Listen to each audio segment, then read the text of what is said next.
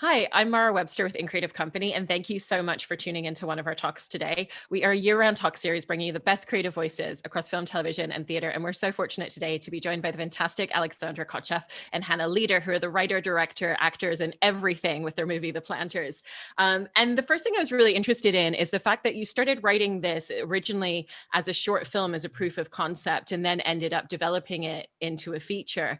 And at the point when you suddenly shift the amount of time that you were going to spend with these characters and the story that you were going to tell, what were the ways in which you really had to shift elements of the narrative that you'd already started constructing together? That's a very good question. I mean, we had, I would say that the rough idea was a little rougher than we realized. And when we started making the film, because we thought we could do without a script, even though people like to think our film is made without a script. No, we had a script. I don't know why you think we didn't have a script, but we did. But yes, we had to, when we realized like, oh, we could use maybe a couple more characters, and maybe another storyline, we realized we had to have that script. And I think pretty early on, we were like, okay, let's add Richard Cox, the Martha's love interest, and we went from there. And then when you started filming, you originally set out a 5-week shooting schedule and then very quickly realized that you needed more time and actually ended up doing a really, really in-depth 130-day shoot. What were the elements that you really felt like you were feeling a little bit rushed on, or you just really needed more time with once you were in production and when you extended the production schedule? Yeah, I mean, I think we had a schedule that would have worked with a proper crew, and I think we maybe too late realized that having to set up the sound equipment, the camera, the lights, do our own hair and makeup in the morning, that our schedule was very slowed down, because playing every role and wearing every hat just was extremely time consuming. So when we normally would have been just as directors or actors, hitting our mark and talking to departments, it was like, all right, how do we get this headphones into the recorder? What do we, so the beginning was very much about still getting comfortable with the equipment, although we were very comfortable with the camera. It was a new sound equipment, and it just it took a lot longer.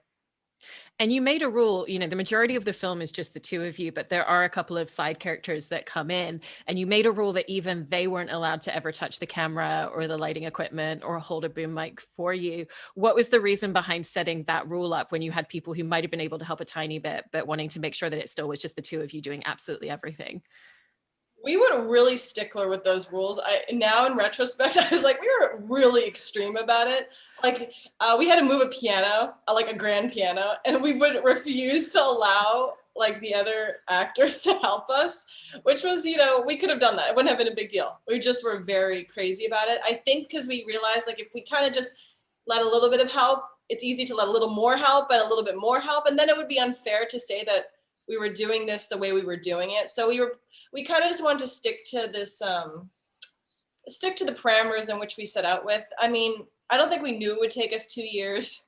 Maybe it's hard to tell what I mean, that probably prevented us from doing it a bit sooner. So yeah, that's the best answer I can give to that. You also came up with a lot of very genius hacks to work with the equipment. I loved the behind the scenes video that you posted where you've got a pair of tongs sellotaped to the lens to be able to rack focus. Did you come up with a lot of those hacks beforehand, or were they really things that you figured out while you were filming out of necessity? That tong thing didn't make it into the final cut. That was actually during what became a concept shoot that we used for our Kickstarter video. Although it was a brilliant idea, if I do say so myself, I don't think it was my idea. I'm pretty sure it was Alexandra's. I don't know. I'm trying to think of things.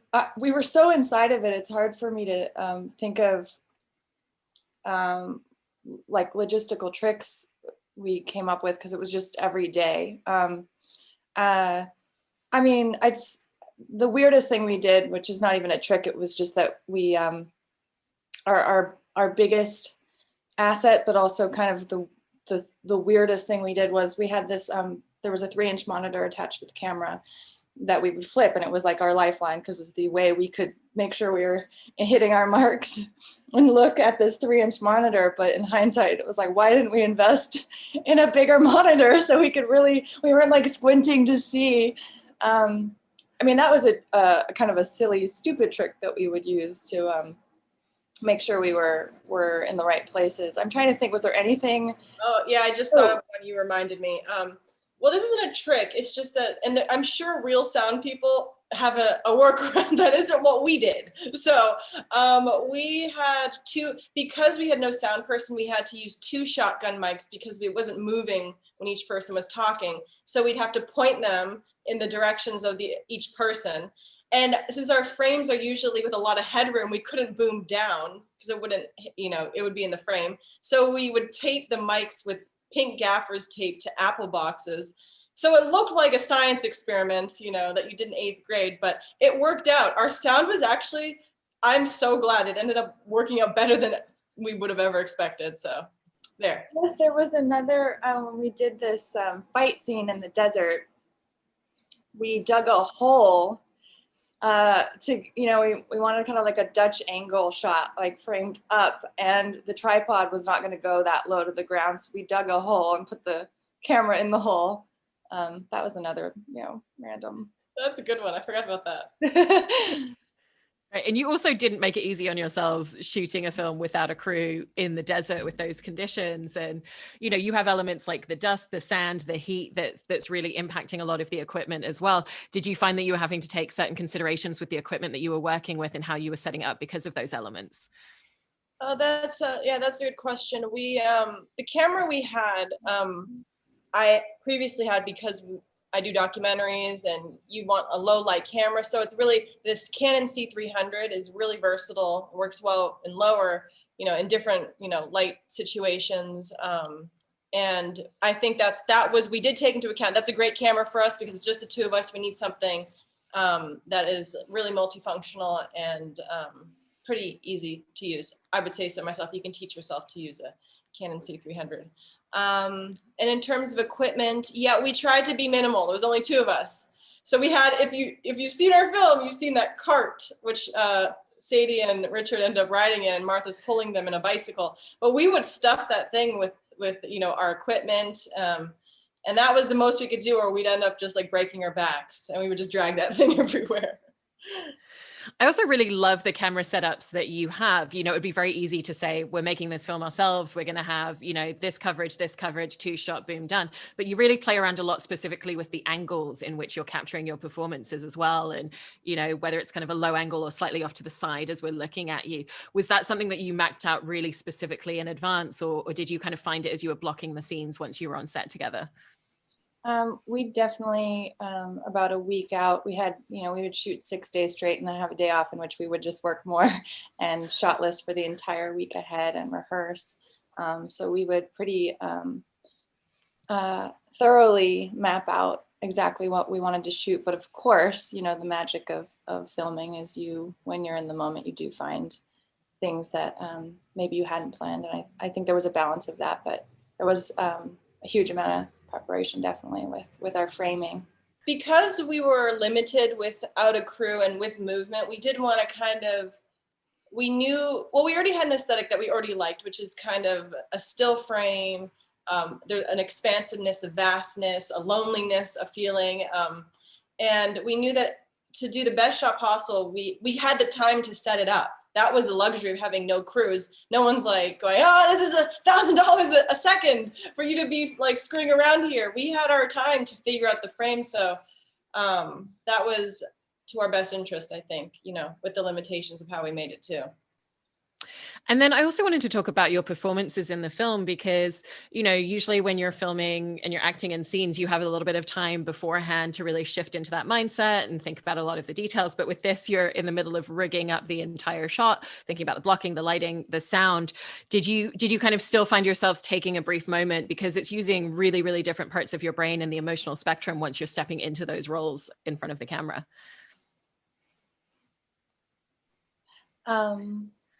Yeah, that's a great question. I think a bit twofold. I know Alexandra and I did a lot of work before we even got to shooting on our characters, which was very important. And we had the luxury of, I mean, obviously we're writing this, so we're kind of getting into it much earlier and having months of prep really with these characters, which was great. And yeah, I mean, I think crewing the entire thing,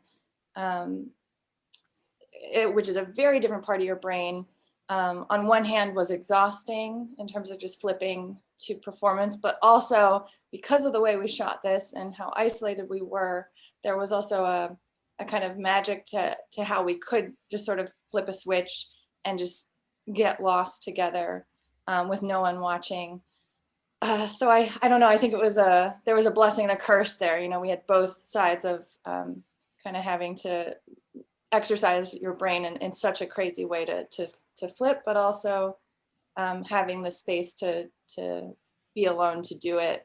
And for, you know, the sake of ease, we wouldn't cut after every take, you know, so we would roll longer than you normally would, which also kind of helped with performance, I think, in flipping that left-right brain thing. I wanted to ask as well about the costumes that you put together for each of the two characters, because you really use them to capture the different essences. You know, Martha's in kind of much more constrictive clothing, and Sadie, there's a lot more flow. And at the same time, there's a real vintage feel to the costumes that you found for both of them. So what was the journey of finding the looks for each of these characters in those ways? You know, we're kind of throwback gals. We live in another era in some ways. We have a nostalgia for the 90s and prior to the 90s. I think it's in our being to have like, it wasn't even that, oh, we need to make it look like this. It just felt very natural. I remember, at least for Martha's character, I had those overalls. I know you wouldn't think people just walk around in those, but I already had them. And I don't know. I think I also had the shirt, and then we both decided, okay, the shirts are really what are going to change, these vintage kind of, you know, what are lumberjack shirts or whatever you called them. And so we went shopping for those. And then Sadie's outfits, we had so much fun. I mean, they're so feminine, they're so flowy. They really, I love Sadie's outfits. I mean, I could never personally wear any of them. Hannah really rocks it, but they really make you, we wanted something ethereal for her, something, yeah, free and light, and like her spirit in the film. So. Yeah. And Hannah, I was really interested in the journey of just finding the performance of the different personalities within Sadie, because you find such a great way of making them each feel distinctive and really leaning into it, because you have to make very bold choices with your performance, but you also really manage to dance that line of never making it feel like a parody and like you're making fun of anything at the same time, which is an art form in of itself. So what was the journey in really finding these different voices within a singular character? I mean, again, I think it definitely started with the writing and how we were crafting it on the page, and having a lot of conversations about how easily these could turn into caricatures. I think what was also an interesting experiment was when we did this concept shoot, what we thought we were shooting the film without a script, and then we had decided, oh no, we need a script, but we'll use this footage for crowdfunding. I think we found some of the nuances there. I definitely found some of the voices when we were actually just doing it in that. But yeah, I mean, the way Alexandra and I both worked generally was from our imaginations and creating characters and memories for these characters. And what something I had never done before was kind of, you know, to have a character that had multiple characters in one. I still treated her as one character, but what I would do is for Emma and for Angie, her alters, I would kind of create these like alternate memory kind of like zones that Sadie didn't have access to, but it was still her. It was still her experience at different parts of her life, if that makes any sense. But yeah, that's how we went about that. And then obviously I had an incredible director to help guide the performance. All you, not me, all you. And then Alexandra, what I really loved about the performance that you capture with Martha is you really express this internal world. She's a character who's spent a lot of time by herself and finds it difficult to let other people in. So there's a lot of moments where we're really processing what she's thinking and how she's responding to things. And you do it without barely moving your face a lot of times. And then even when she does talk, I really enjoyed the kind of monotone delivery of the lines, but yet they're full of so much. So how did you find the nuances of what those really minimal internal moments were going to be? Well, I'm going to say this is directing. Okay. This is the first film I've acted in. I mean, I've been in stuff as a child, but as an adult, this is my first film. So I really put a lot of faith in Hannah as my acting teacher, and also my husband ran my lines with me. Not my husband at the time, but and gave me insight. But Hannah on set was and even prior would say, okay, create these memories, and even though Martha doesn't have a lot going on the outside, I wanted everything happening in the inside to be very real. So even though she's not responding like you would to something surprising, she might not jump out and make a huge look on her face, but inside she's surprised. And I think Hannah would make me feel good, because she'd be like, as long as it's real to you, then it's gonna be real on screen. It's gonna come out real. And so I worked on creating memories and an inner life for the character. And also Phil Paralisi, who plays Richard Cox, he's an acting teacher as well, and he was very helpful. And so basically the whole environment was very supportive for me. I can't really explain what I was doing. I just know that they all helped me get there. These people around me. It wasn't me. Oh, it was so you.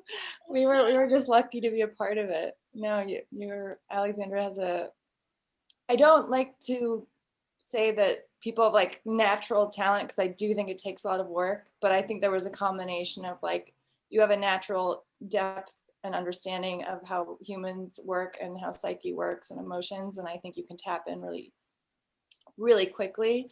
And you did a lot of homework on this. You did your work. Yeah. Okay. You not me. I also think it's so great that in the way that you tell the story with these two characters, with this, kind of very unique friendship that evolves between the two of them, and the way that they bring out different sides of each other, is that you don't try to transform these characters into different versions of themselves. They're not going to be completely different people at the end of the movie, but you find all these beautiful, nuanced ways to really grow them as people and take them on this journey. When you were writing the script, even, how were you figuring out the little moments where you could make those gradual shifts so that it kind of builds into this slow journey of evolvement for both of them? Ooh, that's a tough question. I mean, we knew obviously that we wanted these characters their relationship was going to heal them as individuals, and what we wanted Martha to give to Sadie was open arms, a home, and a sense that I love you and you're not crazy. I love you for you, and I love every part of you and the parts of you that people think are crazy. And I think what we wanted Sadie to give Martha was confidence, and her voice, which is there. It was just sort of quiet, and she's grieving, and Sadie brings color into her life. And in terms of how we went about finding those moments, do you remember? Well, what we did want to create is these are all our characters in our film are by a normal, quote on normal person's view. They're all very weird or strange in their own way. We wanted this world to be normal for them. So Sadie, Martha's super awkward. She's super awkward, but Sadie just behaves as though it's normal. This woman is a normal woman, and vice versa. Martha's quite accepting for Sadie's crazy, what most people would deem as crazy. So I think that we did want to have this kind of haven for the outcast type feeling to it. And yeah, that's the best way I can describe that. On a different note, I also wanted to talk about the animation in the film and the working with Sam Barnett, who put that all together for you. Did you always know that it was going to be those specific scenes of stop animation, that was going to be the form and roughly what it would look like when you were filming, or was it something that really came together in post-production working with him? We knew once we had written the script that those visions were going to be in another medium that wasn't live action. So we did know it was animation. And when we chose Sam Barnett, we knew his work, we knew his style. So we had a pretty good idea of what it was going to look like. And so no, Sam Barnett, we love that guy. We can't wait to see his next film. Yeah. And then I wanted to ask both of you about just the journey, the emotional journey, and some of the hardship as you were filming, because there's days where everything feels great and everything's working as it's supposed to. And then on any film set, there's days that just feel really, really difficult, and especially on a shoot that's this long, like, are we going to really make it through this whole thing? Is it going to turn out the way that we want it to? And when you were in those moments with each other, for each of you, what was the way that the other person was able to really just lift you up and bring you out of it when you needed it? Oosh. God, we were really good.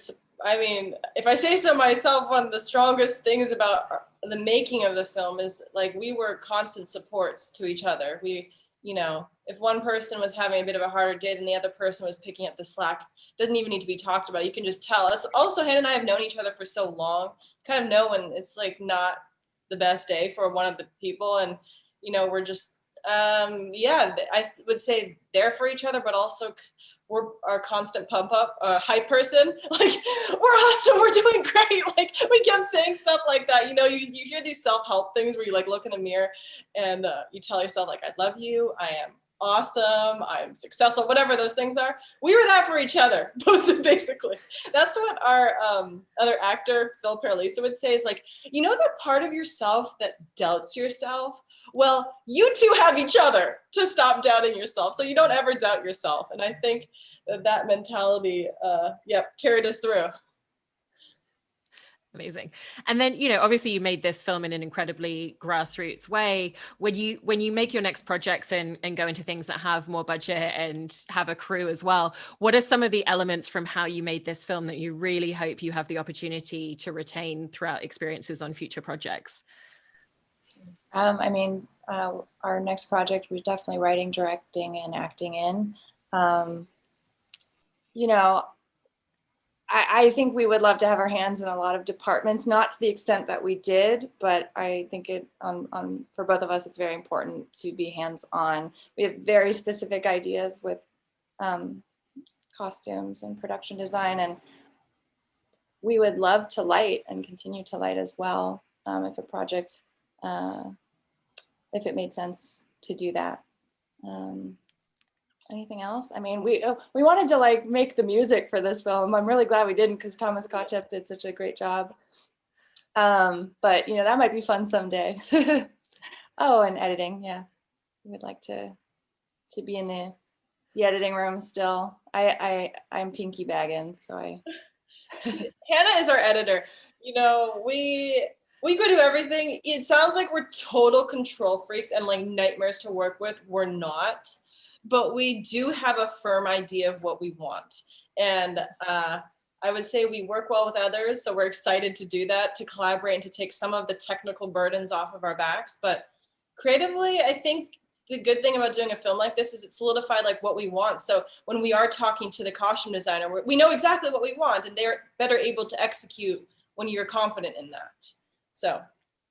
Amazing. Well, it's such a huge accomplishment in everything that you've put together with this film, not just in managing to do all of the roles yourself, but to do it really, really fantastically. So congratulations. And I can't wait to see your projects. And thank you so much for talking all about the movie today. Thank you for having us. If you would like to see The Planters and you haven't seen it yet, it is available on video on demand, which is Amazon, Apple, and you can get it at any place that you get I didn't really realize what VOD was. I know that's so old school, but yeah, you can buy it now. And support the film and support independent filmmaking. Thank you. Thank you.